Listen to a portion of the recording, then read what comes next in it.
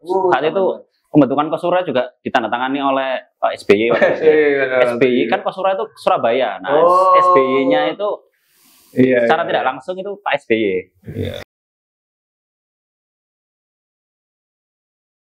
Selamat datang di PKWT, perjanjian kerja waktu tertentu. Enggak dong, enggak, kamu tuh. Bukan ya? Iya, mirip sih. Iya. PKWT.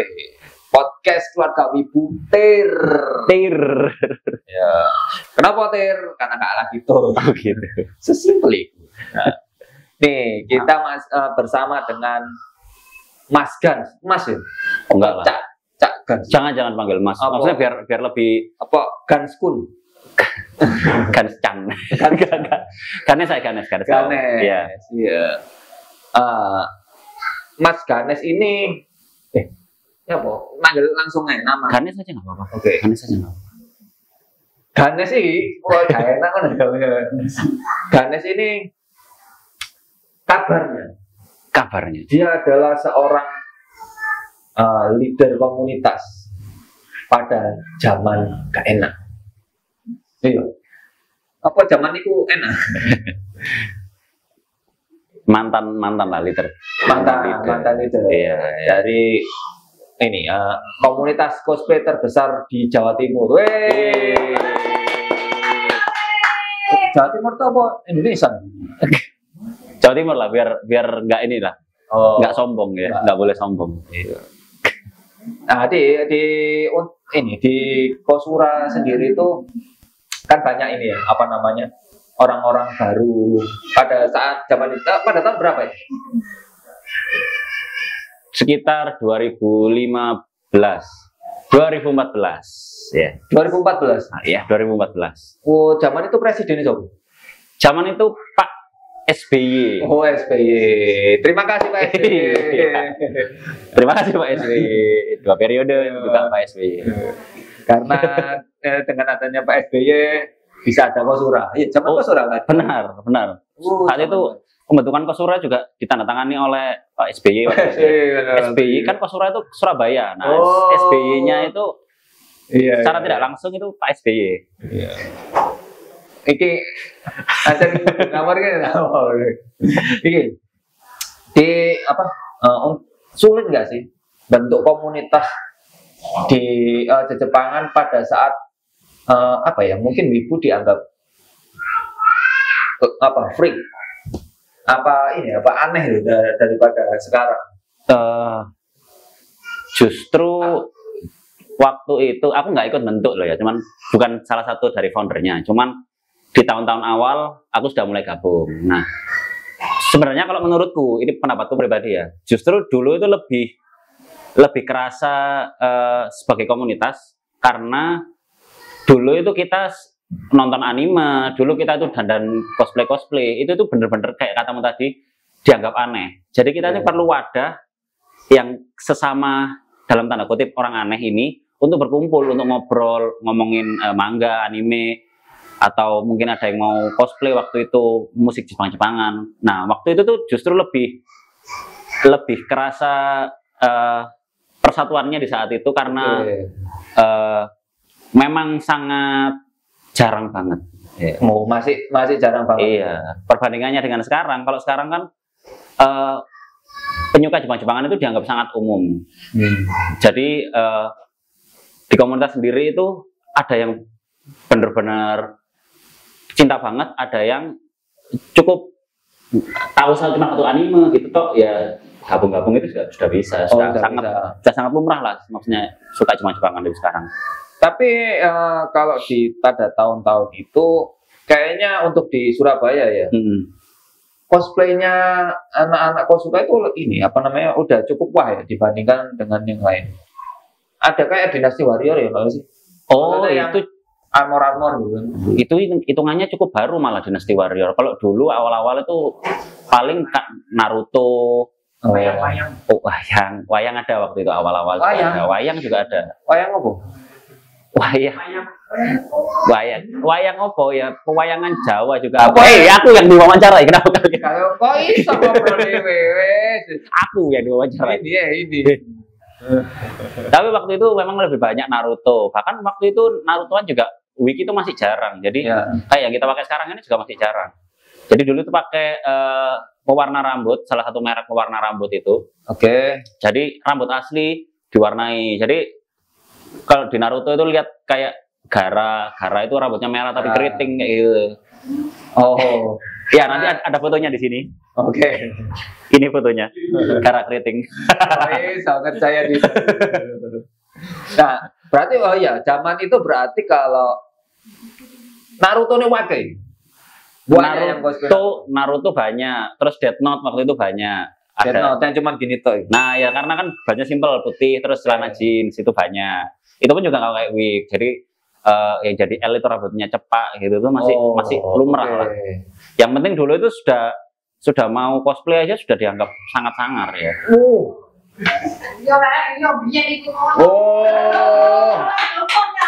Benar itu salah satu saksi sejarah. Ini saksi ya. Benar. Merek. Aku mau asli deh, cuma dulu kayak itu. Sasha, tolong kalau kamu mendengarkan ini, mereknya Sasha. Iya tuh. Naruto ya paling banyak. Naruto. One Piece ya? One Piece sudah mulai ada waktu itu, cuman masih lebih banyak Naruto sih. Lebih banyak Naruto. Tapi juga waktu itu emang banyaknya gitu. Untuk armor juga kita masih berkiblat sama waktu itu belajar dari luar kota juga. Dari luar kota. Pada waktu itu untuk Jawa Timur sendiri kiblatnya kemana? Kalau kataku sih Malang sih waktu itu. Oh, Malang keren. Malang yang paling cukup advance waktu itu. Untuk pembuatan armor. Dulu itu kostum armor itu dianggap sangat wah ya. Maksudnya soalnya tekniknya itu nggak semua orang bisa dan bahannya itu masih sangat jarang terdengar. Nah, seiring berjalan waktu armor itu juga sudah mulai banyak yang bisa dan ternyata banyak yang juga mengembangkan teknik-teknik di material lain. Misal kayak kain-kain itu sekarang juga sudah mulai aneh-aneh. Sudah mulai ini ya, perintilannya jadi benar. Bahkan banyak yang sudah mulai nge-gym biar cosplaynya itu nggak pakai baju gitu. Dulu nggak ada. Dulu nggak ada ya nggak pakai. Dulu ada yang nggak pakai baju nggak ya? Dragon Ball itu ada kayaknya. Cuman mungkin nggak seniat sekarang lah. Sekarang badannya itu sudah lebih jadi daripada yang dulu karena emang dulu itu yang nge-gym juga nggak mau cosplay gitu. Iya, dulu itu nge-gym itu gawe apa jenenge carnation di semen ya. Gawe anu itu. Bener itu. Terus tali tampar, ditali di katrol. Nah, gym rumahan, benar. Ya kan, jemuran. Iya. Itu. Nggak sebanyak sekarang kan. Terus perbedaan ini.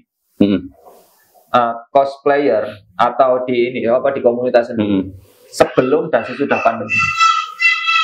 Wah, apa yang paling kelihatan banget?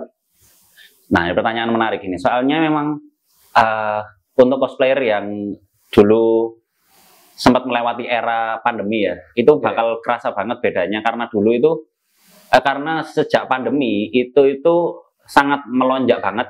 Dan tadi yang tak bilang itu sekarang itu anime dan suka Jepang-Jepangan terasa umum. Salah satunya itu juga karena pandemi kayaknya. Karena pandemi. Berarti jadi pandemi ini yang nge-boost event Jepangan menjadi umum. Benar, bukan eventnya ya. Vitamin ya berarti ya. Karena waktu pandemi itu nggak banyak bisa dilakukan ya. Di rumah itu cuman bisa nonton. Akhirnya mereka mulai nonton anime di Netflix juga. Mulai banyak anime-anime, terus mereka streaming dan juga di rumah itu ngapain sih? Akhirnya mereka mungkin nyoba make-up cosplay kayak gitu-gitu. Terus akhirnya salah satu yang budayanya itu jadi cosplay bermasker. Oh, kenapa tuh? Cosplay kamar. Karena kan COVID gitu kan. Kalau dulu sih masih diwajarkan ya karena COVID. Jadi memang diwajibkan untuk bermasker. Tapi kenapa sampai sekarang Anda masih bermasker? Oh. Ada beberapa kita tanyai, kenapa kok masih bermasker? Karena nggak make upan. Oh. Nggak make upan, jadi mereka akhirnya maskeran. Mungkin yang pengen pakai bajunya aja ya. Ya nggak bisa nyalain juga. Kalau mereka cuma pengen senang-senang aja sih nggak apa-apa. Tapi kalau cuma datang ke event nggak masalah. Nggak masalah. Tapi kalau untuk ikut lomba, kalau harus copot. Ya kan kalau karakternya memang nggak bermasker, terus dia bermasker berarti kan nggak sesuai sama karakter yang dibawakan. Jadinya ya tetap dia boleh naik.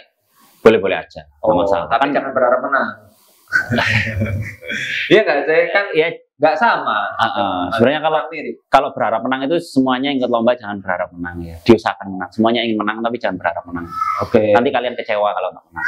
Ikhlas saja. Jangan terlalu berekspektasi, ya kan? Niat menghibur. Tapi ya memang kalau untuk kompetisi ya harus sesuai semirip mungkin sama karakternya. Jadi kalau karakternya nggak bermasker ya jangan bermasker. Tapi kan bisa aja kan, misalkan Son Goku lagi flu kan. Son Goku itu penyakitnya bukan flu, itu penyakit jantung, Goku.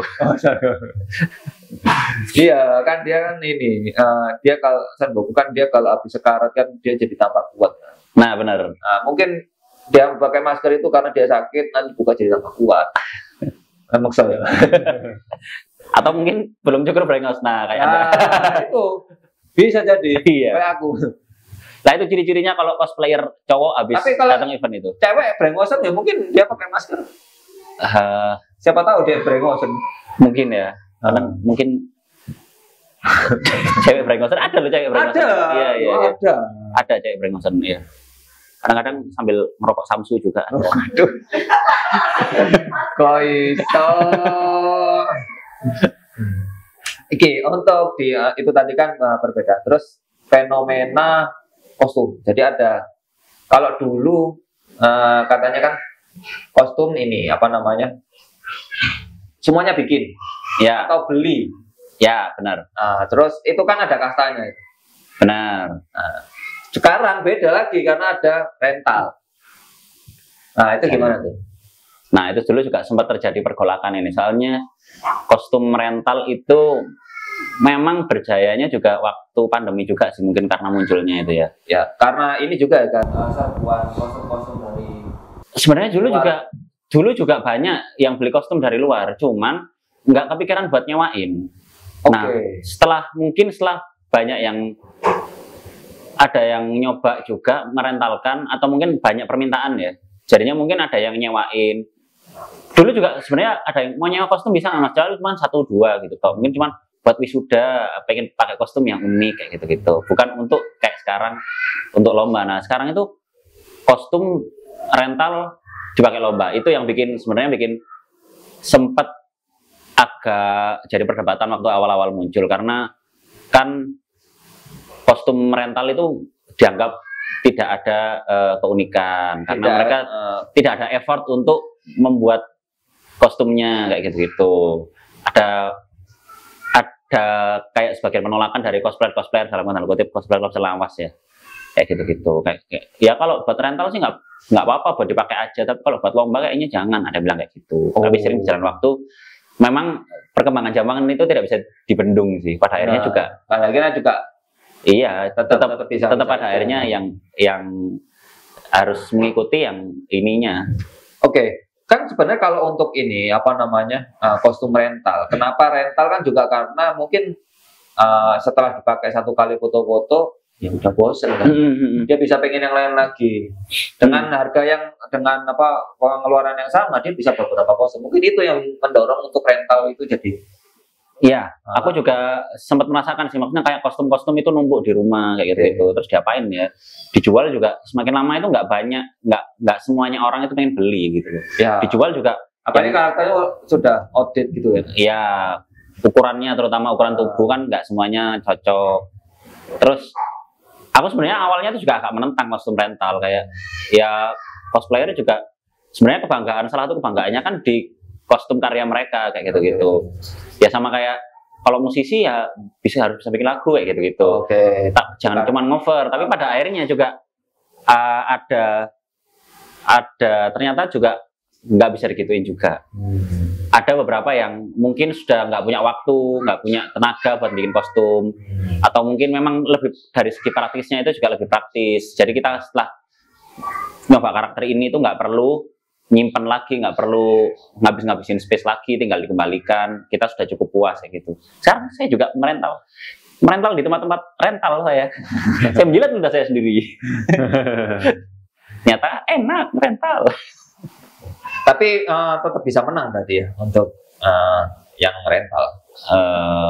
Biasanya sih agak kualitas dari kostum rentalan itu nggak bisa dapat nilai setinggi itu. Soalnya kan kostum kelihatan ya kalau kostum rental. Gini, kostum rental itu biasanya itu nyari karakter yang sudah umum, yang banyak direntalin. Nggak mungkin karakter yang bener-bener spesifik kayak gitu. Misal kayak Mobile Legends skin ini yang sangat spesifik gitu tuh jarang. Kalau ya pasti karakternya itu yang ini, yang versi default kayak gitu kan kelihatan ini sudah banyak yang cosplayin. Jadi untuk juri pun nggak mungkin kayak sudah nggak spesial lagi kayak gitu.